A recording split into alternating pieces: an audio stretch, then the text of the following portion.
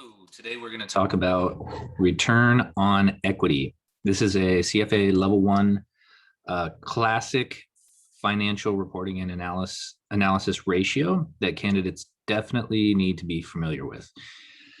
So first of all, what is return on equity? Let's give a quick definition here. So return on equity is a way to measure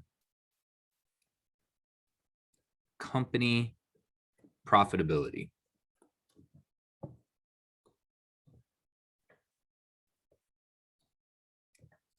So the main use of calculating and interpreting the return on equity is as a comparison tool. So likely you're going to be either comparing your company against industry peers, and it's important that these companies be in the same industry because that's the only fair comparison. Different ROE is gonna be prevalent in different industries because of different industry forces and different factors that we're seeing. So we need to give ourselves a fair shake, and we need to look at industry peers.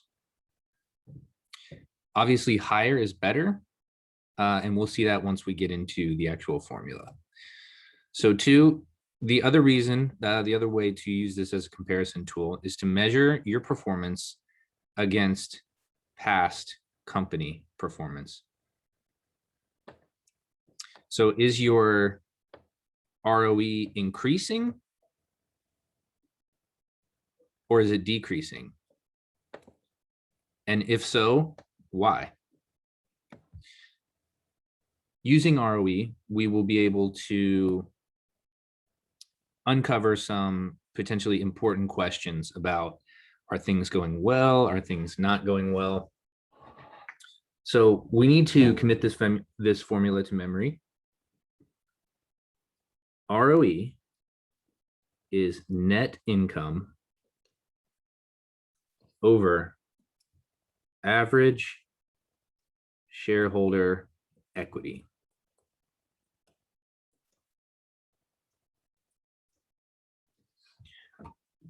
So what is net income? Net income is going to essentially be the profits of the company. It's what's left over after all of the debt holders have been paid, after the employees have been paid, after expenses. It's what you're left with. So it's possible for companies to generate lots of revenue, but not necessarily have a high net income, or vice versa. Maybe with low revenue, a company is able to keep a lot of that revenue in the form of profits. So net income is obviously desirable. And then what is average shareholder equity? So equity is assets minus liabilities.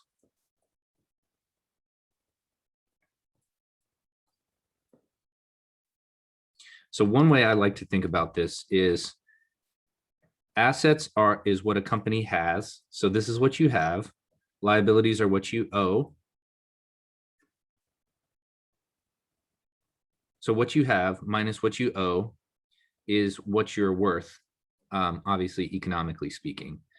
So sometimes you'll hear equity referred to as net worth.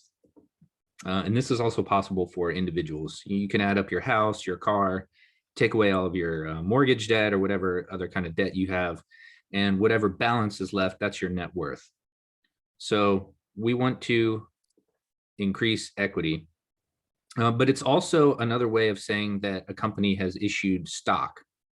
So a company can buy assets, and then they can either finance those through internally generated revenue or net income, said better, or they can borrow in the form of debt, which would be a liability, or equity, which is giving out partial ownership of your company in the form of stock. Okay, so let's think for a moment. We have ROE It's net income over equity. And remember, we typically use average shareholders' equity throughout a period, because you might have, in the beginning of one period, you might have really high equity and you might do a buyback, something like that, and your equity might be lower in the period. So we want to make sure that across the period, we're using our average. But that's not really the main point of this video. Let's think for a second about fractions. So we have a quotient, which is the same thing as our ROE. And then we have a numerator and we have a denominator. So what are some ways that we can get the quotient to increase? Well, there's two ways. We can increase the numerator. So for example, if we have 1 over 2, that is equal to 0.5. And let's say we increase this numerator to 2 over 2. Now we have a quotient of 1. So that's maybe the more intuitive or obvious way that we can increase the value of a quotient. The other way that we can do it is by doing the sort of the opposite, which is decreasing the denominator. So if we have 1 over 2, again, that equals 0.5. And then let's say we decrease this and we have 1 over 1, again, that equals 1. So we've shown two different ways. We can either increase the numerator or decrease the denominator. So for ROE, it's a return. A return is obviously a good thing. So what do we need to do? We're looking at two options here. We want to either increase net income in order to increase ROE, or we can decrease equity. So increasing net income means a company is more, they have more or better profit. Or we can say that the company has less ownership. Less ownership means there's more of the pie to go around, because equity is the tool that you use to disperse whatever profit is left over. So if you have more owners, you have more people who are sharing in the pie. Less ownership is one way to increase your return on equity. So with return on income, return on equity, higher is better. And there's two ways to do that. So in the next video, we're going to expand on this a little bit. I'm not even going to do any examples or anything right now. We're going to talk about return on equity as it relates to DuPont analysis.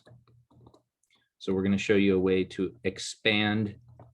This is basically just an analysis of return on equity, answering the question, where exactly is it coming from?